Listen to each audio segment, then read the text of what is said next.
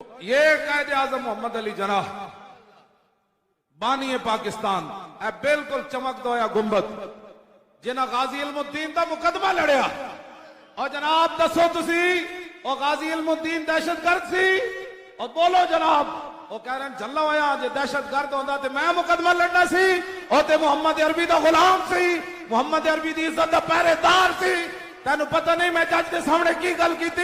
कायदे आजम मोहम्मद अली जना ने जज नु क्या जब जज ने की आए बादशाह एंज मोबाइल हिलते रहन कायदे आजम भी खुश होंगे असल ते मेरे वारिस होना है डाकुओं को मेरी जान छुट्टी लुटेरिया को मेरी जान छुट्टी मुहाफिज़े नामूस रिसालत नु तख्तादार ते लटकान वाले को मेरी जान छुट्टी और खत्म नबुव्वत डाकुओं को जान छुट्टी दसो जी कायदे आजम तुसी की क्या उस जज नु काफिर नु मोहम्मद अली जना फरमान लगे और जजा